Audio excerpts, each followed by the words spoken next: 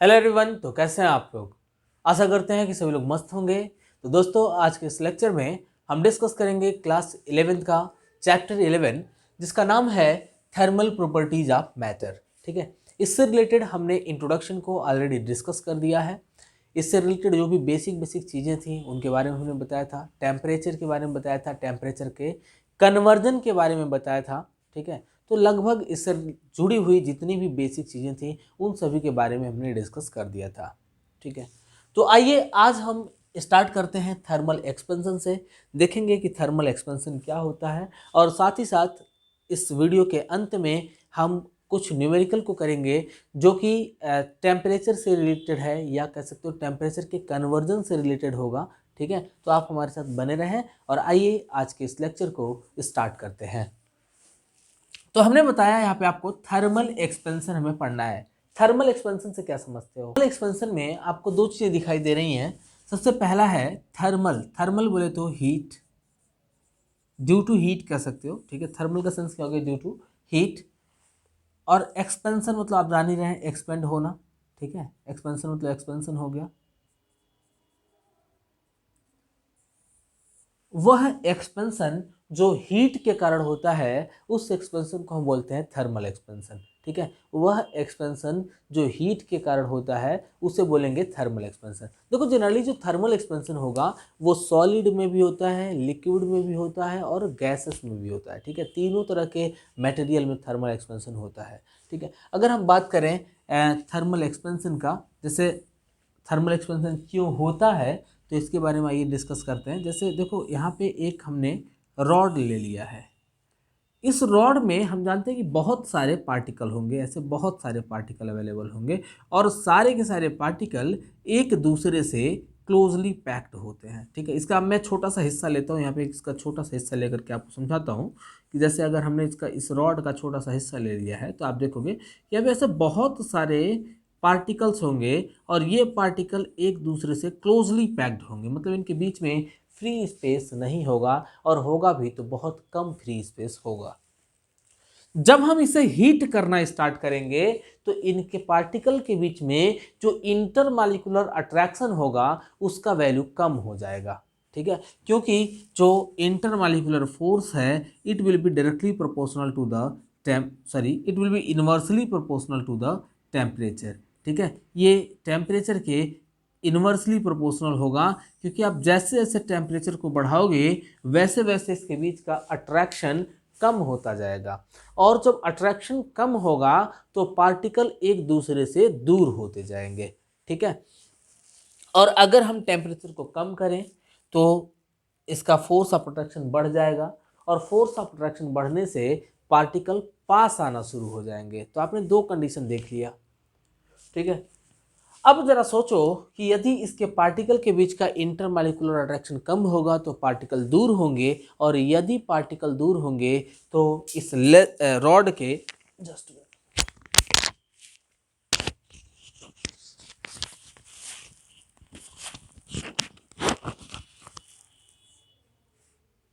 हाँ जी, तो इस रॉड के लेंथ में भी इंक्रीमेंट आएगा। ठीक है, और उस इंक्रीमेंट को हम बोलेंगे थर्मल एक्सपेंशन। ठीक है, तो देखिए यहाँ पे हम क्या करते हैं, इस रॉड को अगर हम हीट करते हैं, मान लीजिए अभी इसका टेम्परेचर T1 है और हम इसको T2 टेम्परेचर पे हीट करते हैं, तो हमें दिखाई देगा कि इसके लेंथ में थोड़ी चेंजिंग आ जाएगी। पहले इसका लेंथ L था, तो अभी इसका लेंथ हो जाएगा L प्लस डेल्टा L। ठीक है, ये L प्राइम की वैल्यू मिल जाएगी आपको, L प्लस डेल्टा L। तो आप देख रहे हैं कि ये जो डेल्टा L है, डेल्टा L इसमें क्या आ गई? इंक्रीमेंट आ गई, चेंजिंग आ गई। और इस एक्सपेंशन को हम बोल सकते हैं लीनियर एक्सपेंशन। ठीक है, देखो जनरली जो एक्सपेंशन है, एक्सपेंशन तीन फॉर्म में हो सकता है। पहला एक लीनियर एक्सपेंशन हो सकता है, सेकंड कंडीशन है सरफेस एक्सपेंशन हो सकता है, और जो थर्ड कंडीशन होगा वो होगा वॉल्यूम एक्सपेंशन। ठीक है, तो एक्सपेंशन टोटल तीन प्रकार का होगा। पहला लीनियर एक्सपेंशन, दूसरा होगा एरियल एक्सपेंशन, और तीसरा होगा वॉल्यूमेट्रिक एक्सपेंशन या बल्क एक्सपेंशन होगा। ठीक है, तो आइए हम पहला देखते हैं, फर्स्ट कंडीशन देखते हैं, लीनियर एक्सपेंशन। जैसे अभी हमने बताया आपको कि एक्सपेंशन कितने प्रकार का होगा? तीन प्रकार का। पहला होगा लीनियर एक्सपेंशन, लीनियर एक्सपेंशन, दूसरा एरियल एक्सपेंशन,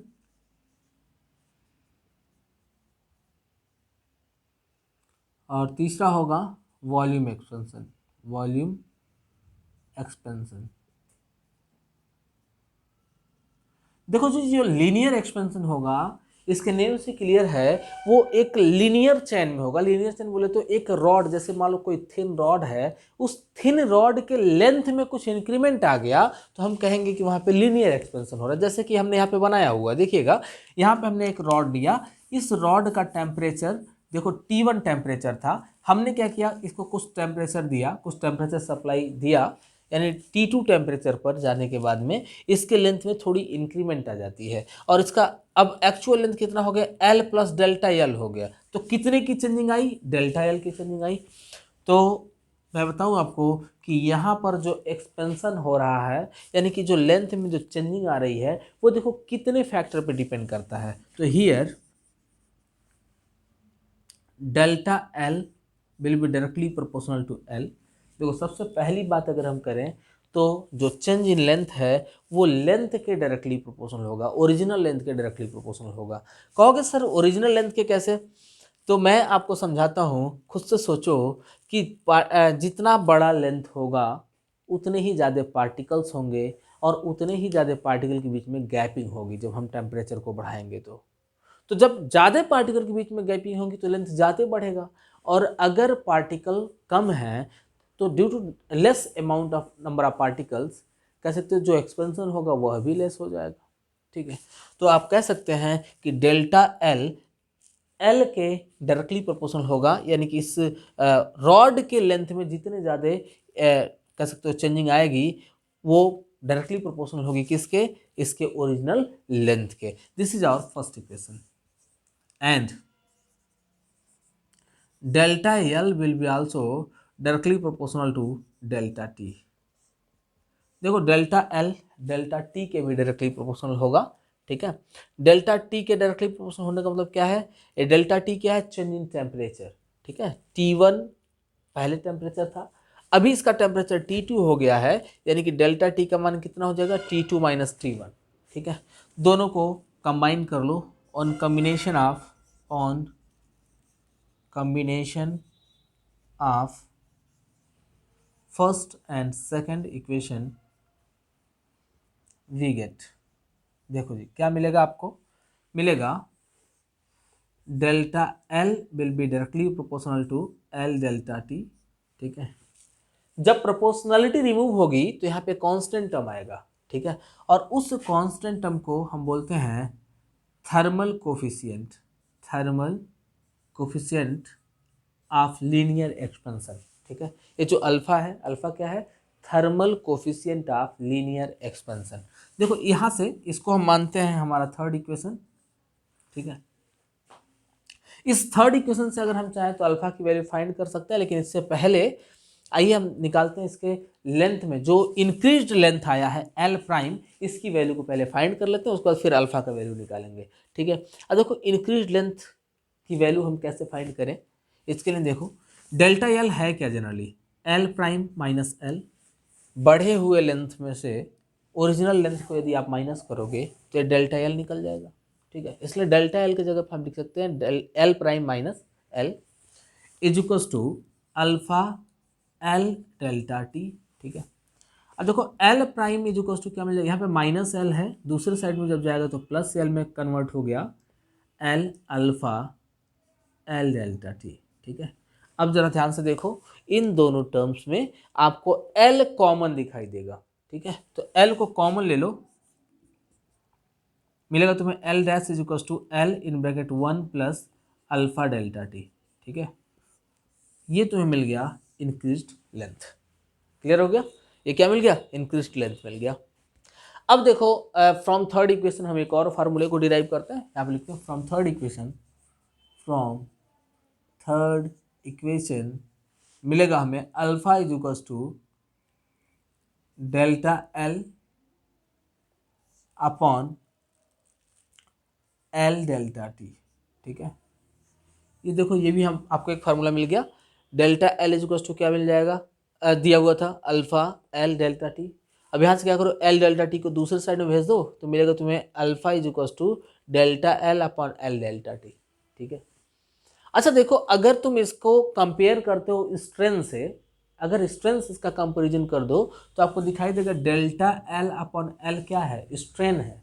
कभी कभी होता यूं है कि न्यूमेरिकल में ऐसे डेल्टा एल या एल ना दे करके स्ट्रेन दे देता है।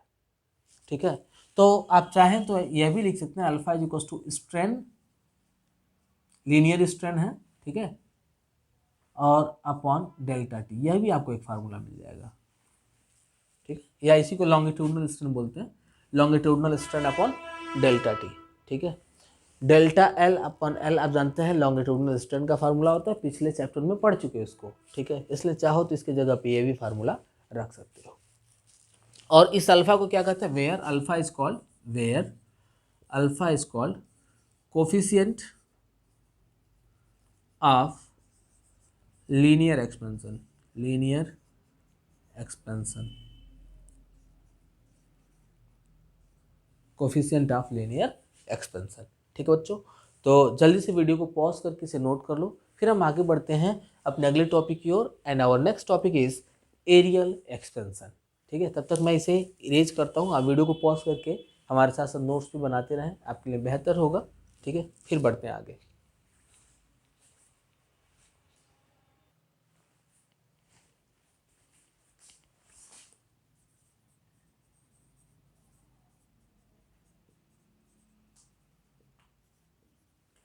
देखिए हमारा next topic areal expansion. Areal expansion इसके नेम से क्लियर है कि अगर हम किसी सीट के टेम्परेचर को बढ़ाते हैं, ठीक है, सपोज कर लो कि यहाँ पर कोई सीट है, ठीक है, इस सीट का एरिया ए है, हमने क्या किया, इसके टेम्परेचर को इंक्रीज किया, मीन्स पहले टेम्परेचर T1 था और अब हमने इसके टेम्परेचर को T2 कर दिया है। ठीक है, और जैसे ही टेम्परेचर बढ़ेगा, जैसे ही टेम्परेचर बढ़ेगा इसके एरिया में कुछ चेंजिंग आ जाएगी। ठीक है, टेम्परेचर बढ़ेगा तो एरिया भी बढ़ेगा, तो ए प्राइम इज इक्वल टू मिल जाएगा ए प्लस डेल्टा ए। ठीक है, ए प्लस डेल्टा ए मिल गया आपको ए प्राइम का वैल्यू। अब देखो यहाँ पर भी हमने देखा कि जब हमने टेम्परेचर को बढ़ाया तो इसके एरिया में चेंजिंग आई। ठीक है, अब देखो एरिया में जो चेंजिंग आ रहा है वो भी पार्टिकल के बीच में गैपिंग बढ़ने के कारण ही हो रहा है, क्योंकि यहाँ पे पार्टिकल जो है वो हर तरफ अरेंज्ड है। तो सिंपली आपने कहा कि जैसे ही आपने टेम्परेचर को बढ़ाना है वैसे ही दो पार्टिकल के बीच की गैपिंग बढ़नी शुरू हो जाएगी, क्योंकि फोर्स ऑफ अट्रैक्शन उनका कम होने लगेगा। ठीक है, और ये जो गैपिंग है सिंपली कह सकते हो कि दोनों साइड में बढ़ेगा, ऐसे इसके लेंथ के अकॉर्डिंग भी बढ़ेगा और इसके ब्रेथ के अकॉर्डिंग भी बढ़ेगा, मीन्स इसके कंप्लीट एरिया में कुछ चेंजिंग आ जाएगा। और सपोज कर लो यहाँ पे चेंजिंग कितना आया, डेल्टा ए का, तो यू कैन से हियर, अब यहाँ पर देखिएगा जो चेंजिंग आई एरिया में, ठीक है, डेल्टा ए वो डायरेक्टली प्रोपोर्शनल होगा एरिया के, ये हमारा पहला कंडीशन है।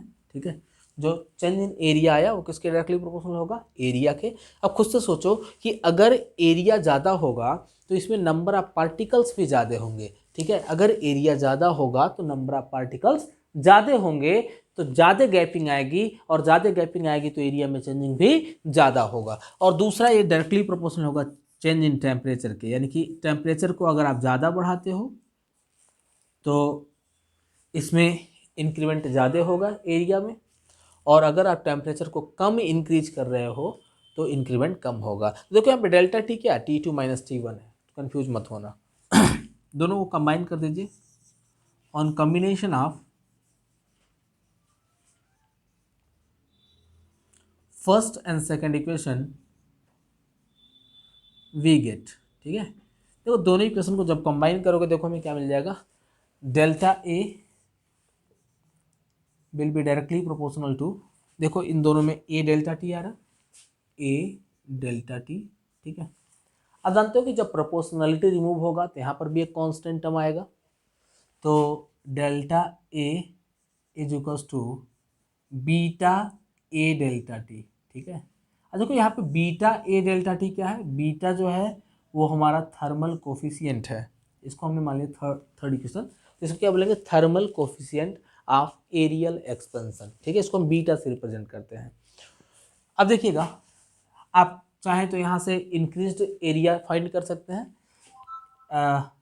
तो यहाँ पे ए डैश माइनस ए, हम चाहें डेल्टा ए का वैल्यू रखेंगे is equals to beta A delta T. Okay, तो यहाँ पे मिलेगा A prime is equals to A plus beta A delta T. ठीक है, अब देखो इस इक्वेशन में आपको ए कॉमन दिखाई देगा दोनों में, तो यहाँ पे लिख सकते हो क्या, ए प्राइम इज इक्वल्स टू, ए को कॉमन ले लिया, 1 प्लस बीटा डेल्टा टी। ठीक है, ये आपको मिल गया एक फार्मूला, एक पहला फार्मूला मिल गया। और अगर आप चाहें इस थर्ड इक्वेशन की मदद से तो बीटा का भी फार्मूला डिराइव कर सकते हैं। जैसे लिखो क्या, फ्रॉम थर्ड इक्वेशन मिलेगा आपको बीटा इज इक्वल्स टू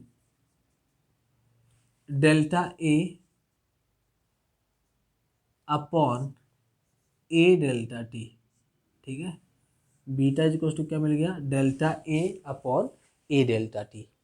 अच्छा देखो यहाँ पे डेल्टा ए क्या है, चेंज इन लेंथ एरिया, और ए क्या है, ओरिजिनल एरिया। और आप जानते हैं कि ए एरियल स्ट्रेन का भी फार्मूला होता है। ठीक है, तो आप चाहे तो यहाँ पे strain upon change in temperature लिख सकते हैं।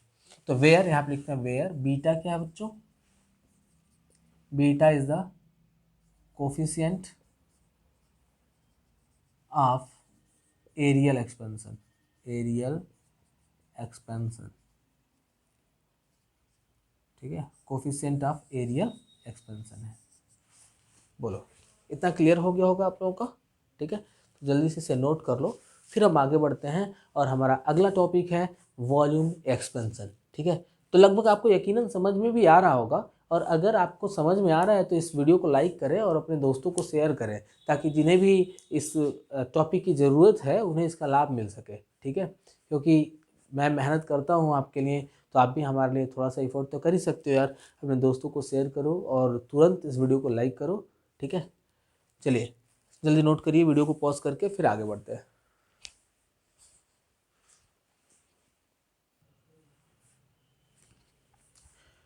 Now our next topic is volume expansion. तो देखते हैं दोस्तों कि वॉल्यूम एक्सपेंशन क्या होता है। ठीक है, सपोज कर लो कि यहाँ पर हमने एक स्फीयर लिया हुआ है। ठीक है, यहाँ पर आप स्फीयर को भी ले सकते हैं, क्यूबाइड ले सकते हो, क्यूब ले सकते हो, सिलेंडर ले सकते हो, मतलब कोई भी सॉलिड ले सकते हैं आप इसको समझने के लिए वॉल्यूम एक्सपेंशन को। ठीक है, तो सपोज कर लो कि हमने यहाँ पर एक स्फीयर ले रखा है और इस स्फीयर का वॉल्यूम V है। ठीक है, हमने क्या किया, इस टेम्परेचर को बढ़ाया, मतलब समझ लो कि T1 टेम्परेचर पर इसका वॉल्यूम V था। अभी हम इसको T2 टेम्परेचर दे रहे हैं, यानी कि टेम्परेचर में कुछ इंक्रीमेंट कर रहे हैं, तो वॉल्यूम भी चेंज हो गया। ठीक है, जैसे ही हमने टेम्परेचर को चेंज किया तो इस स्फीयर का वॉल्यूम भी चेंज हो जाएगा V डैश, और इसका इस V डैश का वैल्यू कितना, V प्लस डेल्टा V। ठीक है, तो हम देख रहे हैं कि इसमें चेंजिंग कितना आया, डेल्टा V का चेंजिंग आया है। ठीक है, तो यहाँ पर भी जो चेंजिंग होगा, अभी इसके पहले आपने एक लीनियर एक्सपेंशन पढ़ा, दूसरा एरियल एक्सपेंशन पढ़ा। दोनों कंडीशन में लीनियर एक्सपेंशन में आपने देखा था कि जो चेंज इन लेंथ है वो ओरिजिनल लेंथ के डायरेक्टली प्रोपोर्शनल था। ठीक है, इन सिमिलर वे आपने देखा कि जो चेंज इन एरिया है वो भी ओरिजिनल एरिया के डायरेक्टली प्रोपोर्शनल है। ठीक है, और अभी यहाँ पर देखोगे कि जो वॉल्यूम होगा, चेंज इन वॉल्यूम, वह भी वॉल्यूम के डायरेक्टली प्रोपोर्शनल होगा। देखो यहाँ पे जो डेल्टा वी है, it will be directly proportional to V. ठीक है, तो चेंज इन वॉल्यूम, वॉल्यूम के डायरेक्टली प्रोपोर्शनल होगा। This is our first equation. ठीक है, and delta V change in temperature के भी डायरेक्टली प्रोपोर्शनल होगा। चेंज इन टेम्परेचर के डायरेक्टली प्रोपोर्शनल होने का मतलब क्या है कि जैसे जैसे टेम्परेचर को बढ़ाओगे वैसे वैसे वॉल्यूम में भी इंक्रीमेंट आएगा, और अगर टेम्परेचर को कम करोगे तो वॉल्यूम में भी इंक्रीमेंट कम आएगा। ठीक है, तो दोनों इक्वेशन कंबाइन कर दो ऑन कॉम्बिनेशन ऑफ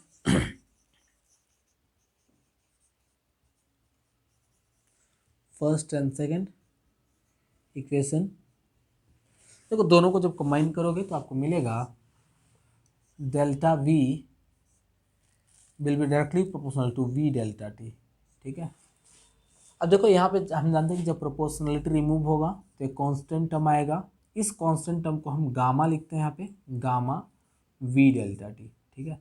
और इसको हम बोलते हैं coefficient of thermal volume, sorry coefficient of volume expansion कह सकते हो simply, coefficient of volume expansion. ये हमें मिल गया थर्ड इक्वेशन। सिंपली यहाँ पे क्या करो, डेल्टा वी की जगह डेल्टा वी की वैल्यू रख लो, तो V prime upon in minus V is equals to gamma V into delta T, ठीक है। फिर मिलेगा V prime is equals to, यहाँ पे देखो वी जो माइनस में इधर जाएगा तो प्लस में कन्वर्ट हो जाएगा, तो V plus gamma V delta T, ठीक है। अब यहाँ पे भी देखो जो v है दोनों में कॉमन है, यानी कि v prime is equals to मिल गया, v को हमने कॉमन ले लिया, 1 प्लस गामा डेल्टा टी, ठीक है। ये आपको मिल गया v प्राइम की वैल्यू। अब अगर आप चाहें तो इस थर्ड इक्वेशन की मदद से गामा का वैल्यू फाइंड कर सकते हैं। तो फ्रॉम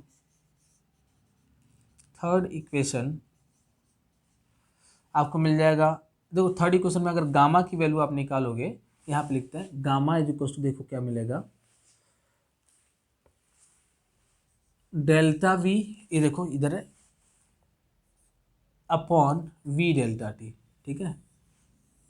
ये आपको कंडीशन मिल गया वेयर गामा क्या है बच्चों, कोफिशिएंट ऑफ वॉल्यूम एक्सपेंशन, ठीक है।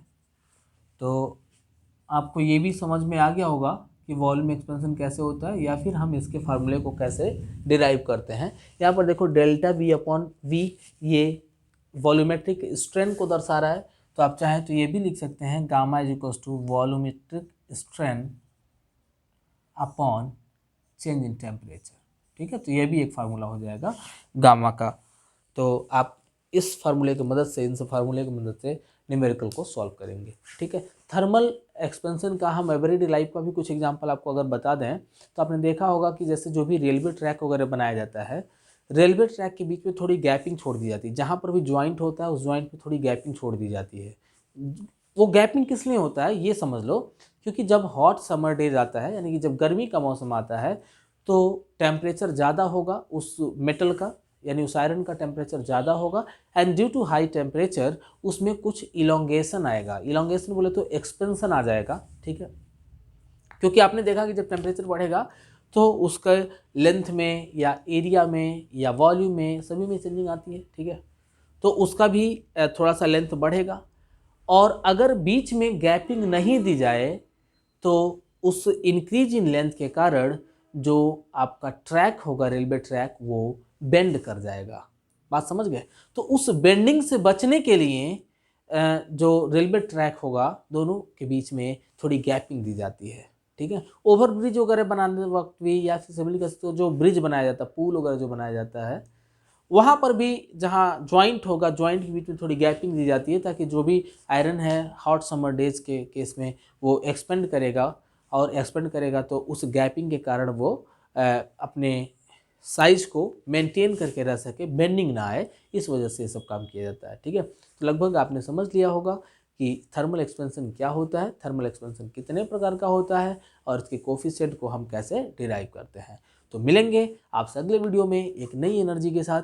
तब तक अगर आप हमारे चैनल पर नए हैं तो इस चैनल को सब्सक्राइब कर दो, और बेल आइकन दबाना तो बिल्कुल भी ना भूलना, क्योंकि जैसे ही मैं आपकी क्लास से रिलेटेड वीडियो को अपलोड करता हूं, आपको उसका लिंक मिल जाएगा और आप उस वीडियो का लाभ उठा सकते हैं, ठीक है। तो मिलेंगे अगले वीडियो में एक नई एनर्जी के साथ। जय हिंद दोस्तों।